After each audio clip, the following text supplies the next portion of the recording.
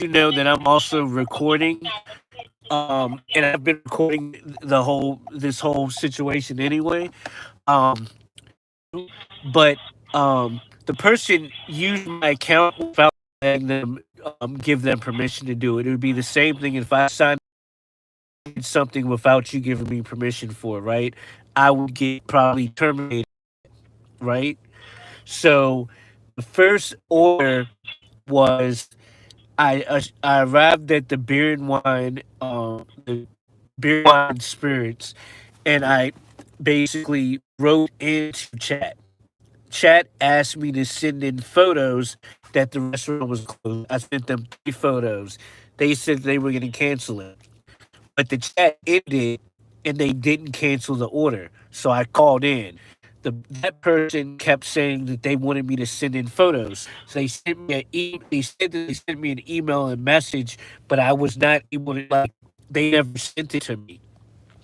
So then they said they were just going to cancel the order, but they asked me, they said, "Can you cancel it?" And I informed them that we're not supposed to cancel it if the store is closed, because if I cancel it, what's going to happen? Another driver is going to get that order, right? When y'all cancel Yeah. it, the order gets wiped out and nobody's going to get reassigned for that delivery, and you would mark it as store closed. The customer gets their money back. I would get an incentive and everything would be fine. But the person goes into my account and they mark it as I canceled it. So I didn't know this at first because the order gets canceled, and I asked them how much was I supposed to make on that order. Yo, what's good, Michael? I was like, how much was I supposed to make on that order? And she was like, um, it hasn't refreshed yet. And I'm like, what? Yo, what's okay? I was like, what do you mean it hasn't refreshed yet? So I go into the app and I check to see what happens, and I see that it says that I canceled the order when really it should say rider canceled, and then it should show how much I'm supposed to make, right? So then I asked her, why did you cancel the order? Why did you mark it as me cancel the order? And she was like, I didn't mean to. And she started going, and I'm like, I need to talk to your supervisor. And then she hangs up on me, and that's what the issue has been since the beginning of the night. Because for one, I didn't get an incentive. I was on the phone with her for more than 40 minutes. Then the issue was the second order. When I get to the place, the police were all outside, and that order needed to be canceled. So every support person that I've talked to has been like, they don't know what their job is. Like, they haven't been able to help me out, or they don't understand what I'm talking about when I'm asking for help. And right now, you can clearly see where it says, um, and this other lady just gave me $3 incentive, which I need to get way more than that. Basically, the Metro Wine and Spirit says I canceled it. It says you canceled it. For the bids next door, it says rider canceled. So you can clearly see a difference, and then you can also tell by that was a double order, but it only shows I was supposed to make $74 off of that double order, right? It only shows that I'm supposed to make $39 off of that order. No, right? And that's because of what she did. So for one, I need more compensation than that. Because just like, if you look, I've been on the phone for 2 hours. I understand, sir, and I really apologize for this. In regards as well with this agent that you talked to earlier prior to this conversation, since the call is always recorded every time that you have contacted us, I'll make sure that the recording will be forwarded to our hiring team, okay? We will make sure that we listen to the call along with the agent that you talked to earlier in regards to the issue. Actually, the issue that you have is just very simple. I don't know why this agent is like they make it like kind of complicated, because if you are not on the first place, if you are not really satisfied with the compensation, they can just connect the call directly here to us so that we can provide additional compensation for the drivers. So right now, And I am also too, hold on, I need to before this. Also, I have on camera too as well as another support person telling me that there are no supervisors that I can talk to at night, which I know that's a complete lie. I've been doing this since 2016. Like I just got if you look last week, a support person gave me an extra $15 because of a similar situation that happened. I had another one a while back give me $30 because of a situation like that because of the time I spent and what I was supposed to get. So that person completely blatantly lied to me and then they hung up on me. I understand. Yeah, we're actually open until 2 a.m. on your time EST. So I don't know why this agent keeps on like giving you that information because I don't know. I really don't know what's the reason behind all of this information that you just provided to you and their actions as well. But I'll make sure that this will be forwarded to our higher team. Okay. And in regards to with the compensation as well, what I'm going to do is I'll be providing you the maximum amount that can be added here on your account. So I will be adding $25 to your Uber wallet. Okay. Okay. I'll go ahead and process the amount. Just bear with me, okay? Just give me a minute or two, sir. I'll be placing the call on hold. Would that be okay? Yeah, that's fine. Thank you. Thank you. Yeah, it's crazy. Crazy the amount of stuff that I had to do right now. And it's crazy because I don't even really need to do this stuff anymore. But I was just like, I was in the city and I was like, yo, I'm just gonna go and do Uber Eats for a while. And I really don't accept all the orders. But I got an order for $75 for like 30 minutes. It would take me like 30 minutes, right? I was like, hell yeah, I'm gonna take that. So I accept the order. I drive to the location. When I get there, the store is closed, which isn't that big of a deal. I can call in, they cancel it, I still pay some money, right? But the person I talked to was on slow mode and like messed everything up completely, and I don't know, made everything like super difficult. Yeah, but let me can I get some likes?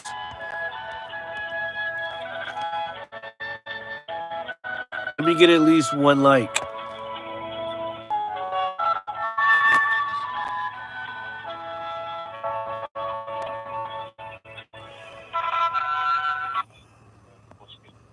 Hello, Lane. Thank you so much for waiting on the line, sir.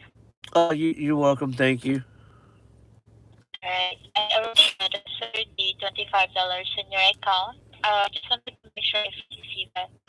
I did receive it. Alright. Perfect.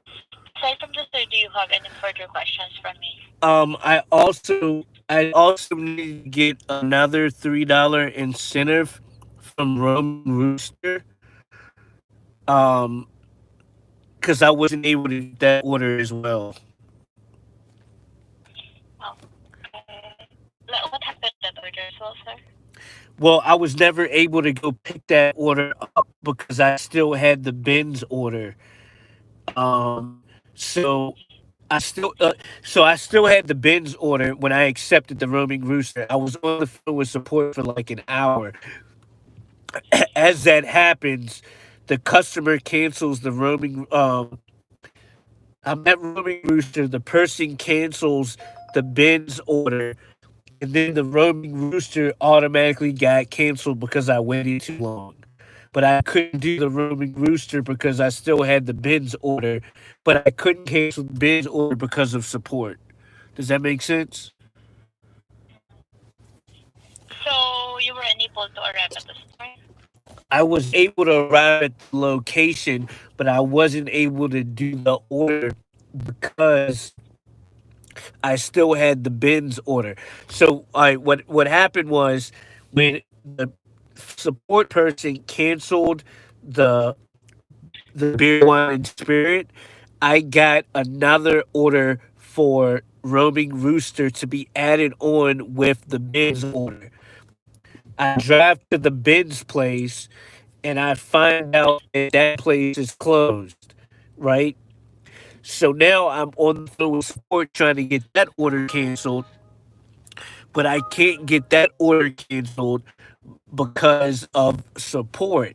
So I'm keep trying to talk to support. Then the customer calls me. I talk to the customer and I let them know this is for the bins order. I let them know they were waiting since like Okay, 10 o'clock. I'll go ahead, sir, and process $2 in your account. All right, it's already added as well. Appreciate your professionalism and help. And the only thing that I would like to say is, you are a supervisor, and you say that y'all stop, like you're not able to help as a supervisor after 2 a.m. Correct? That's correct, sir. Okay, thank you. I just wanted to hear that just because of the person what they told me earlier. So I just wanted that for my Yeah, of future course. reference. Appreciate your help. You have a wonderful day or night, and yeah, thank you. Thank you as well, sir, for your time, and thank you for contacting Uber support. Drive safe always, okay? Okay, Stay pretty. thank you so much. Bye bye. Wow, that was a doozy. I swear. And I'm gonna make sure that support person gets fired, because I know the person to call to get them fired. But this is why I don't think that Uber should outsource support in a different country. I mean, they could even do IT maybe in a different country, but support, no. You know, support is like probably the one thing they should not have in a different country, and it's because the people don't understand what's going on. Like they don't compute. It's funny. You could say the simplest sentence to them, and it's like talking to dumb. But I'm sure that if I went into a different country and I barely know their language and their culture and know how things going, I'm not gonna know what the freak they're talking about. Like, the person don't understand. Hey, I'm at a liquor store picking up an order, but the liquor store is closed.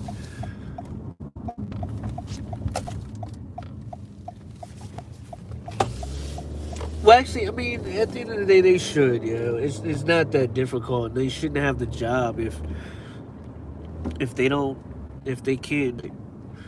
And obviously, the person earlier could not do it. I mean, I made out pretty good, because What's 9 plus 25? Ugh. It's not as good as what I should have gotten, but I didn't do any work during that time period.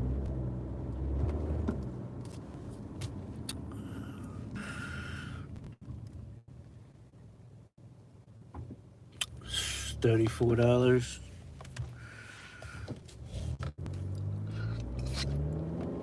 It's definitely not 74.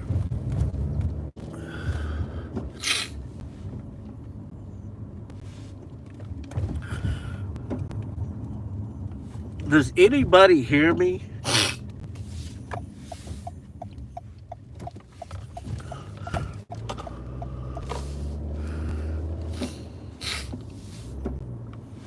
Does anybody hear me?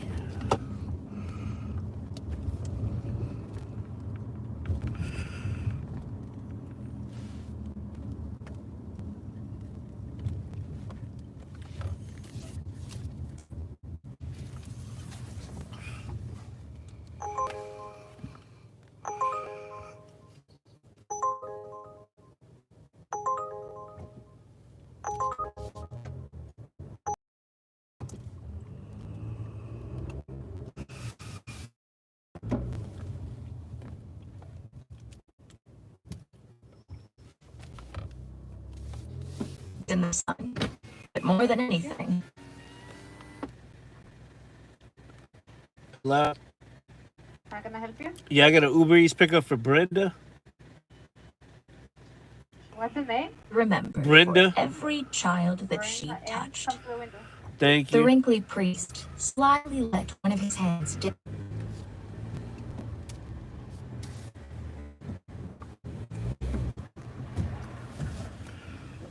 erected in front of him. His aged cock began Thank you.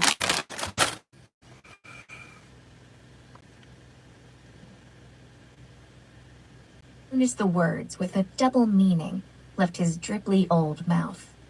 A rush of blood filled his saggy skin tube. What is going on? As his veiny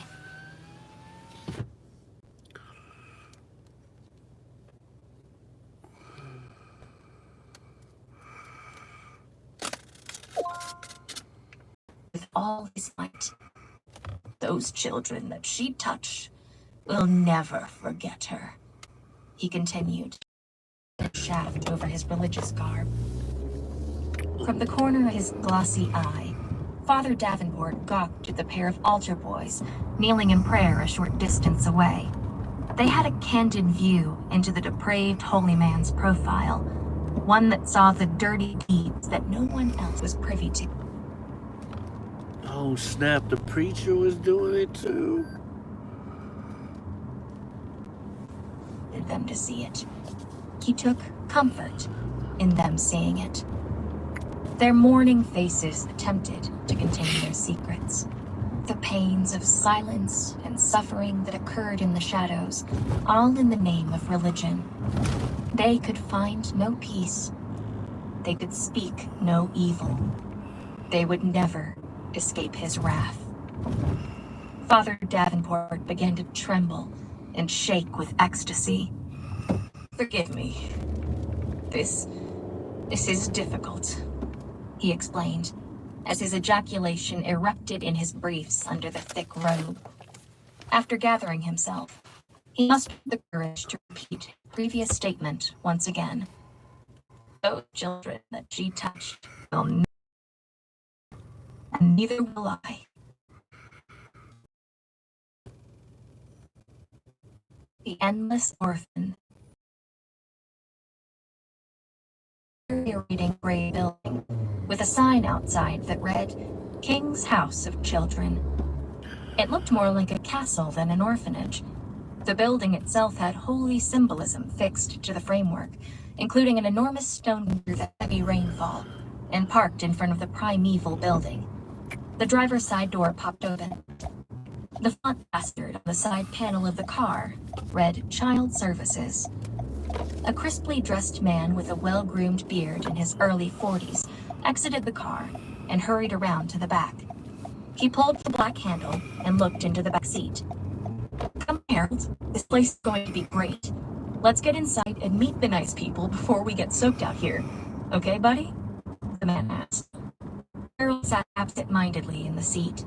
He looked like he always did, like he'd just had a lobotomy. His hair had grown considerably. He could have been mistaken for a very short in stature man. The nasty scar carved into his flesh, comprised of milky white tissue, wouldn't help to convince anyone that he was a child. He almost looked as if he was just getting out of prison, and in a way he was, but only to enter a new one. As the duo raced into the building, the gentleman from Child Services held a folder with some paperwork over his head. He used it to shield himself from the torrential downpour that seemed to almost follow Harold. Charles King sat awaiting Harold's arrival in the lobby patiently. The interior space looked outdated, like a boys' school from the 50s. It was comprised of antique pieces, not meticulously selected because of their charm, just because they were there. Charles immediately rose to his feet upon their entry. a smile crawling over his weathered face. He pushed his oversized wire-frame glasses up from the tip of his nose toward his brow and removed a fraction of a chocolate bar from his pocket.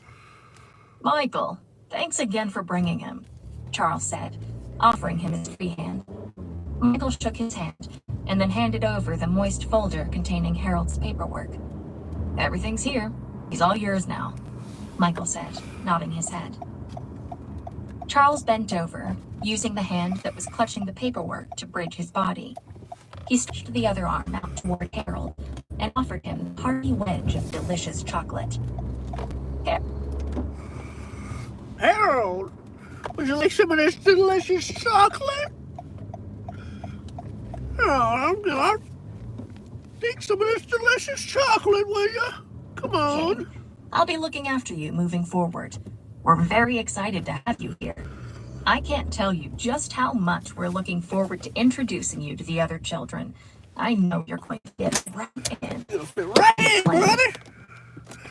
I'm really starting to touch you, brother. Oh, we're going to touch you, we will.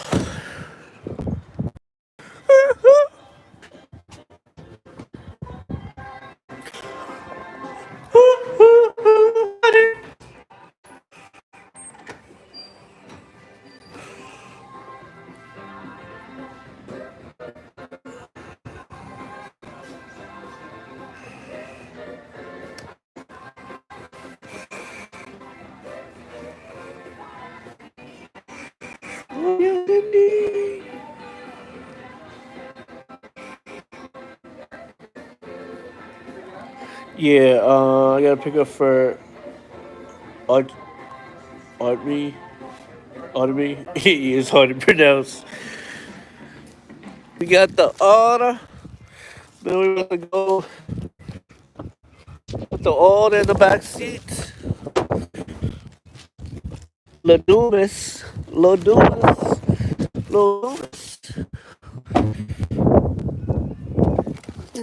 She's wonderful. Yeah.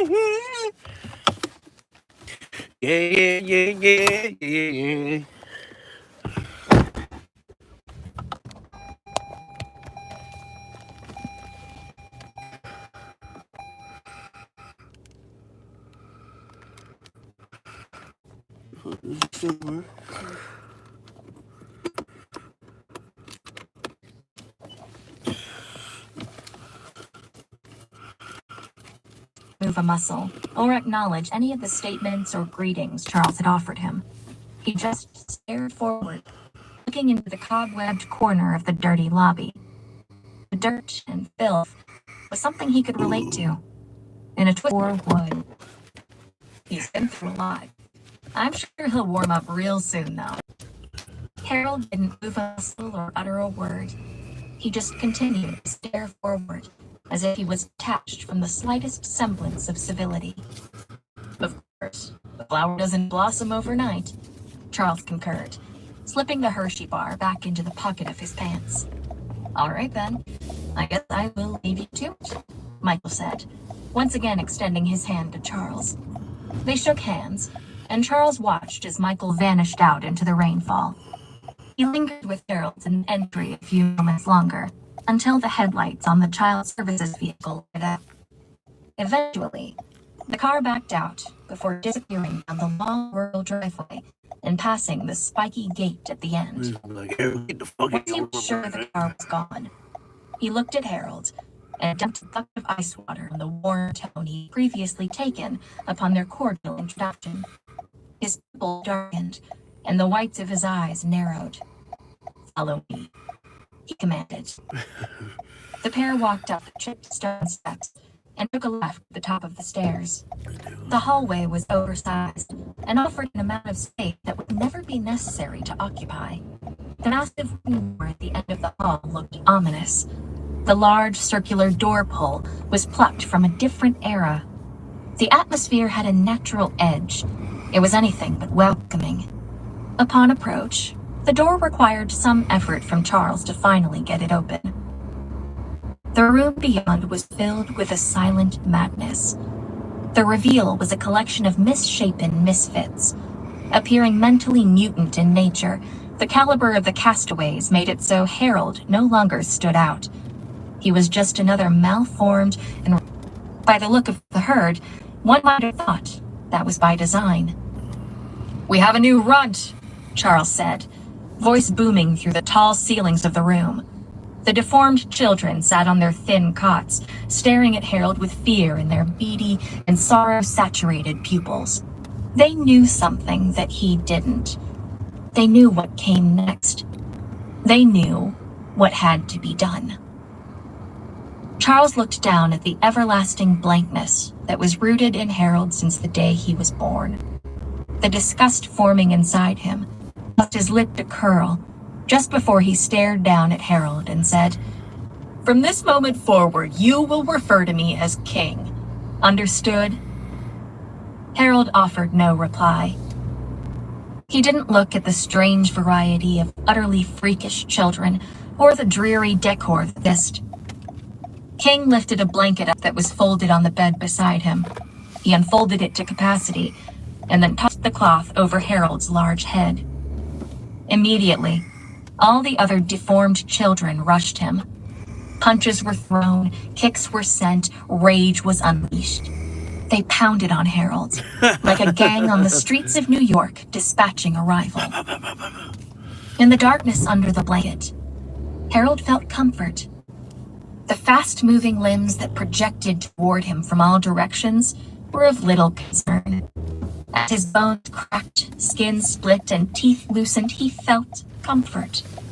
The pain was his only lifelong companion.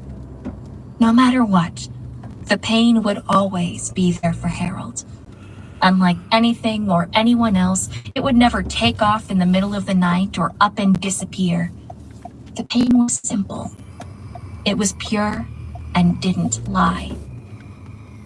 After a few more moments of savage violence, King grabbed hold of the blanket and tugged it away. "And make no mistake, second driveway on the porch. Just put it on top of the mailbox to the..." He screamed. The expressions on the surrounding children shifted from a more than healthy fear to wholly unsettled, as Harold was once again revealed to them. He laid on the stone-cold floor, with his bulbous nose bent sideways, blood pouring from his nasal cavity, and a pair of fattened lips. As the thick dollops of blood sputtered out from his mouth, he was having trouble catching his breath, because he couldn't stop laughing. Mass murder. Even after 11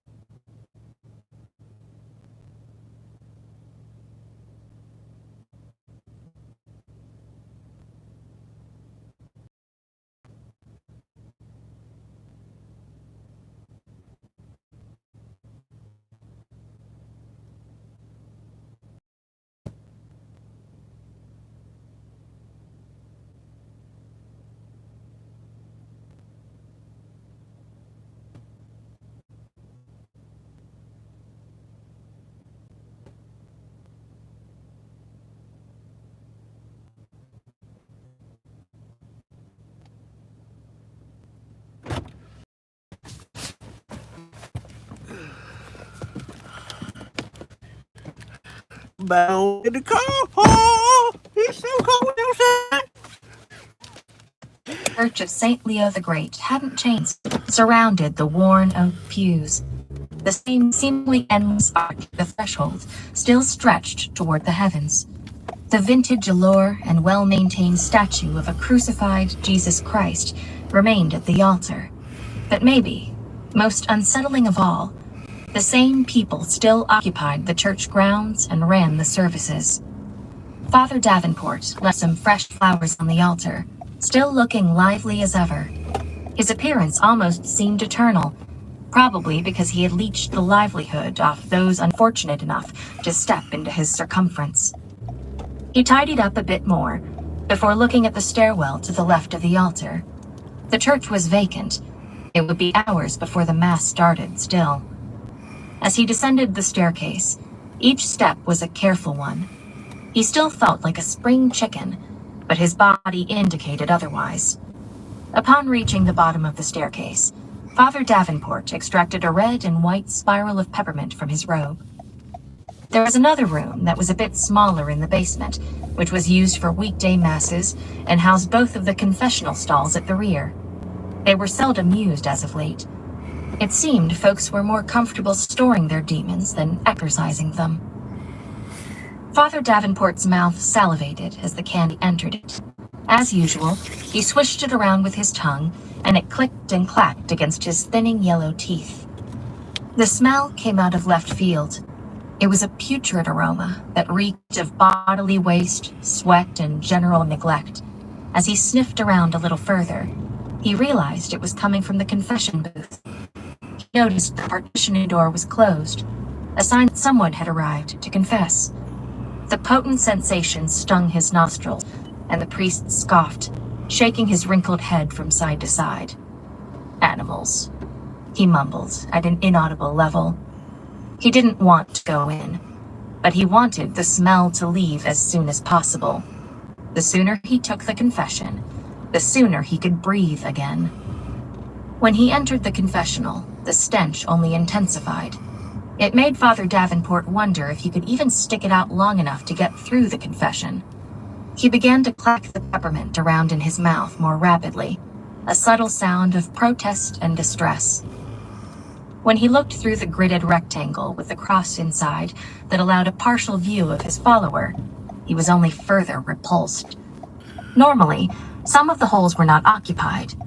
Normally, people's physiques weren't so morbidly obese that they nearly blocked out the entire vantage point. The individual was hairy. The long, greasy band of dusted follicles were naturally crusted, all but for the patch of balding at the man's crown. The dry skin was raw and peeling. It looked to have ingrown hairs that had developed into sores. A few were filled to capacity with gooey pus, and some had even erupted already and drizzled down his scalp and face like bird shit on a rainy day. The man's hair and the way his face was angled didn't allow Father Davenport to make eye contact with him. The rows of lard on his acne-scarred, puffy cheeks were the only other parts of his face he could see. His flabby front side and discolored shoulders accounted for the rest of the space. Normally, the parishioner started the confession, but the man inside was making no effort. Father Davenport decided to speak first, determined to expedite the already unpleasant exchange. "My son?" Father Davenport paused momentarily to swivel the peppermint around in his mouth again. "How long has it been since your last confession?" The man that occupied the booth in front of him said nothing. He just sat there blankly, staring down at the floor below. "My son, is everything all right?" Father Davenport asked. The candy continued to click and clack against his jittery teeth as the priest began to feel a bit nervous. The bizarre exchange couldn't end fast enough. He needed to create an out for himself. "If you're not ready, I'm happy to come back later," he explained, reaching for the stall handle. "Father," the slurred voice of imbalance began. "Yes, my son?" A massive hand suddenly ripped through the venting in the confessional. The puncture, parts of which remained fragmented in the rectangular space. The hand grabbed onto Father Davenport's pointy nose and didn't let go. He screamed as the power...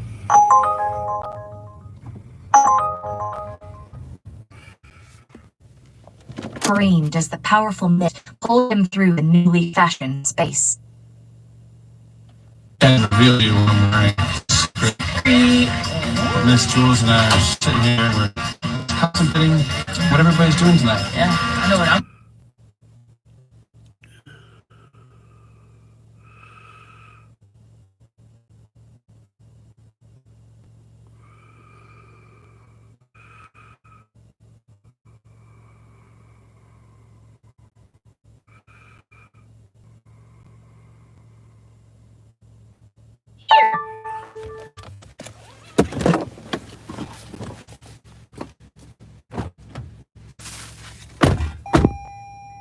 And Neck entered the splintery window, the jagged wood carved into his tender, furrowed flesh.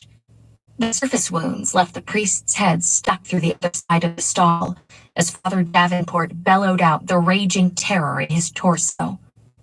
Just before the hand's meaty thumb went into his left eye, he saw a face that felt like it was from another lifetime, one that he'd long forgotten amid the armies. Face of Harold Harlow. While Harold might have remained an afterthought to the wicked leader, Harold hadn't forgotten about the wolf in sheep's clothing. There weren't many things that Harold's brain could do right anymore. Somehow he never forgot. Every fucked up moment he'd found himself ensnared in was all evidence. It was erupting out of his eye socket as Harold's digit dug inside deep enough to reach his thumb's knuckle. The music to Harold's ears as he hooked his thumb upward and used it to elevate Father Davenport's head. The old man closed his drooling mouth as a casserole of clumpy, coagulated blood and fluid cascaded down his cheek. In his moment of anguish, he began to thrust the peppermint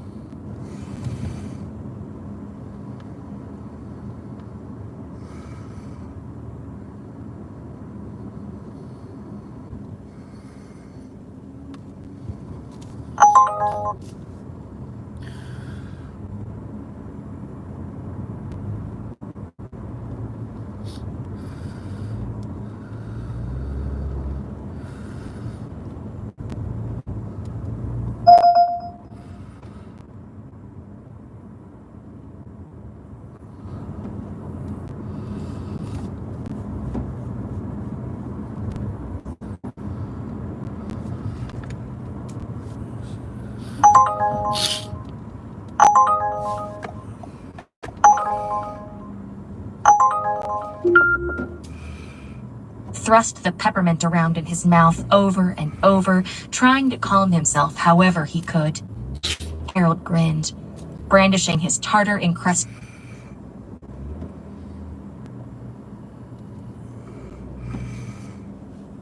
One morning I was cleaning up for breakfast, and one of the staff members sitting right next to me, she had her walkie on her, so I heard everything. One of the kids, he had tried to steal a car or something. Everyone was screaming on the walkies like it was really crazy, and he ended up killing one of the staff members. A day later, every kid that's at Turnabout, they have us all in a circle, and they're like, listen, there was an incident, I know some of y'all heard it over the walkies, Jimmy died.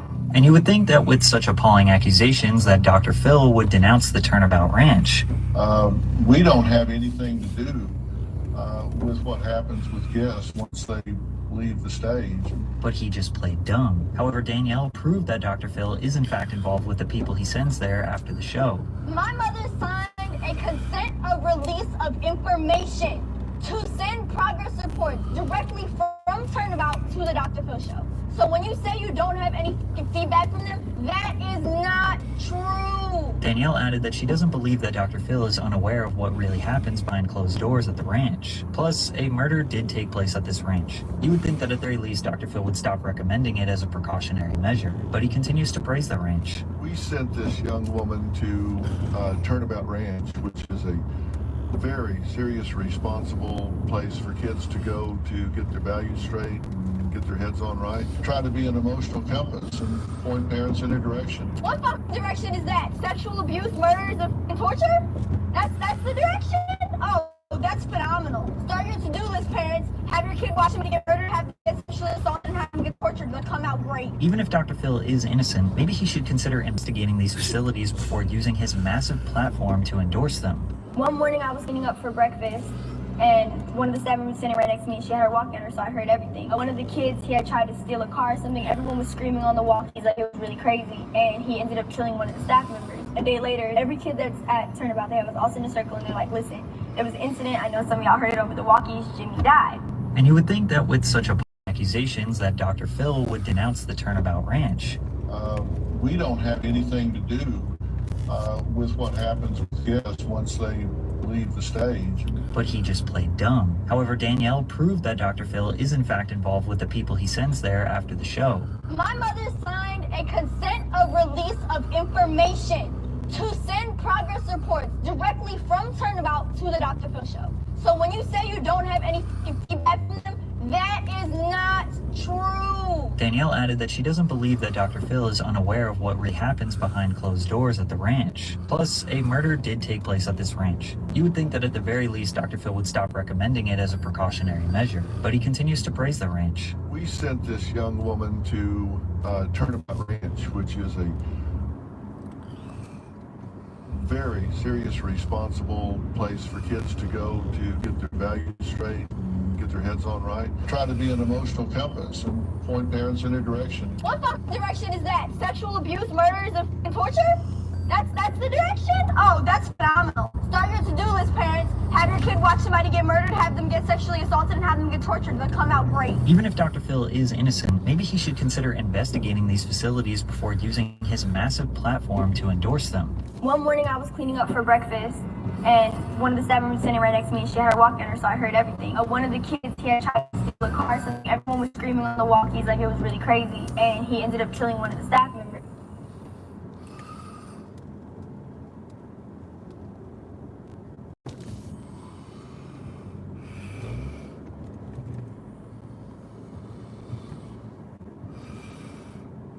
One morning I was cleaning up for breakfast, and one of the staff members sitting right next to me, she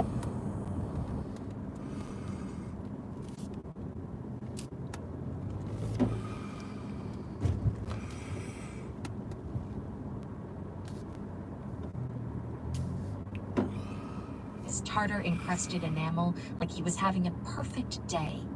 He then thrust his porky palm into Father Davenport's mouth.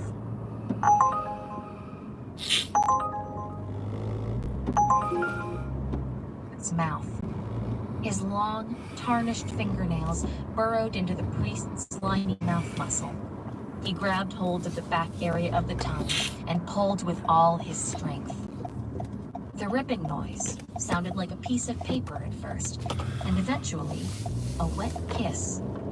As the pulsating pink detached from his oral cavity, the blood filled the old man's mouth and spewed out all over both Harold's lap and the floor of the booth. It looked like a human garden hose of gore as it continued to burst outward. It was like the blood knew it should have been shed a long time ago. As Harold handled the ripped-off tongue, it squirmed in his wide palm like a worm on fire. The piece of the depraved priest that was most effective had been taken from him. The piece that he used to groom, sweet-talk, and convince his flock that he was setting an example. The piece of him that allowed him to be a god in the shadows.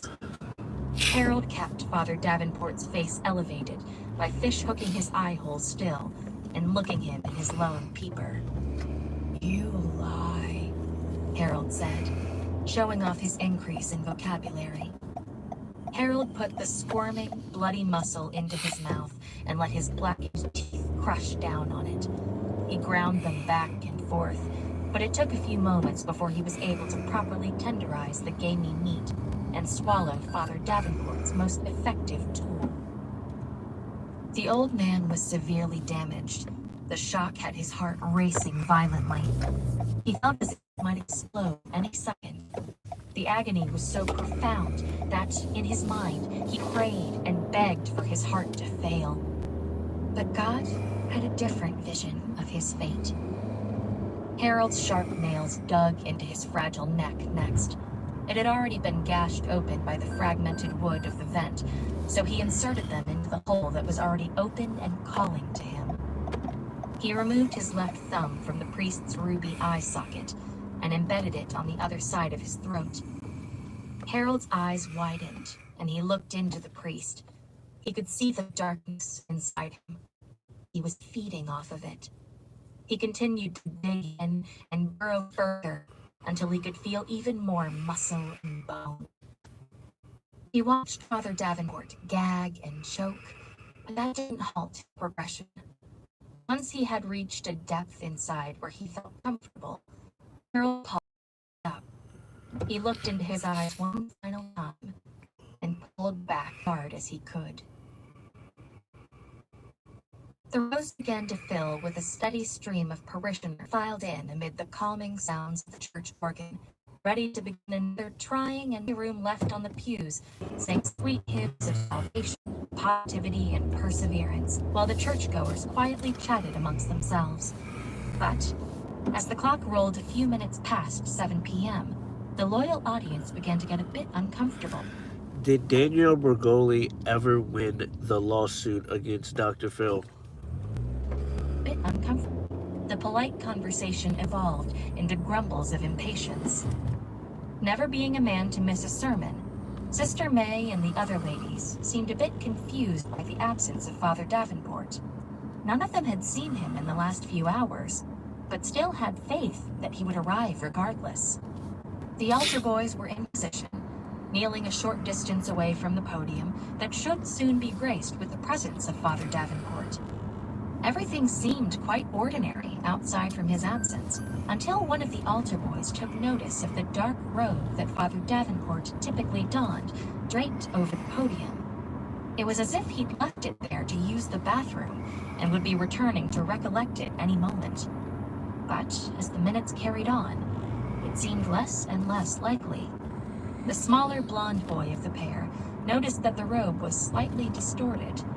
It appeared different than if the cloth had just been laid there to rest, like something was underneath it. As the moans of the followers continued to elevate, the nuns remained in place. They weren't quite sure what to do next.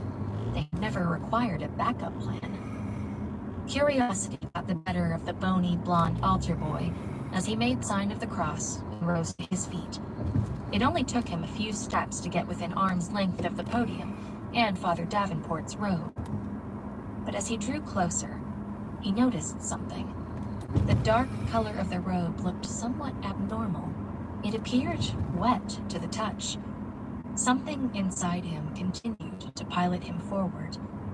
He didn't know why he did it, but he plucked the robe off of the podium and cast it aside. Immediately, the entire room roared with a horror so deafening that if God didn't hear it, that he didn't exist. Underneath, in a pool of blood, sat Father Davenport's mutilated head. The deformities and crushing death that Harold had inflicted upon him on display for the masses. His tongueless mouth left agape, as if he still wanted to say something, but he could say no more. The young blonde boy didn't seem initially affected by the gruesome sight. The priest's destroyed head was a representation of horror for most, but to the altar boy, it had an entirely different meaning. The boy calmly tilted his head to the side and squinted his baby blue eyes at the monstrous lump of death. On Father Davenport's forehead, there was a single word written in blood, L-Y-A-R. Liar.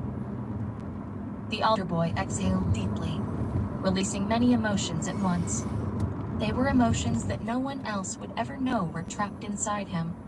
A darkness and depression that can't just be shared in passing. He turned back to the seated members of the audience, who remained stunned and screaming, and processed the fright and repulsion on their faces. He couldn't relate. Suddenly, the boy allowed a grin to discreetly crease the side of his mouth. It was the first time he'd smiled in months.